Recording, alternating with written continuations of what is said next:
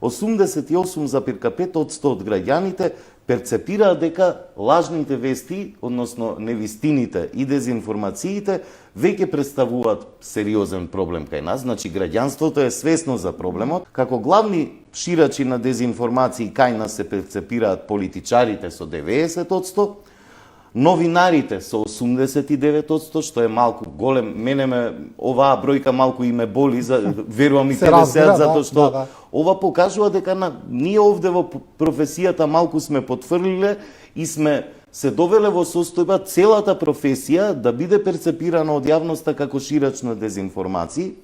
Потоа се социјалните мрежи... И перцепцијата и да не е целосно точна, сепак е преголема. Да.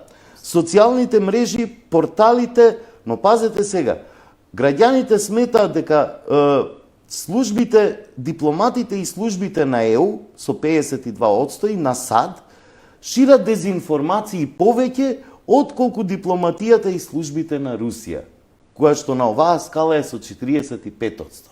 Сега, знаејќи ја реалната слика, што значи ова?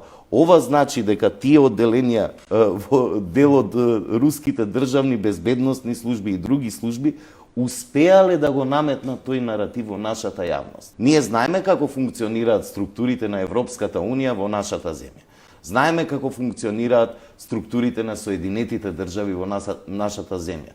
Тоа се транспарентни проекти, процеси и така натаму. Како доаѓаат овие наративи до нашата јавност од страна на Руската Федерација? Има ли организација што работи тука за која што ја знаеме? Нема. Има ли јавни проекти и така натаму кои што ги знаеме? Нема.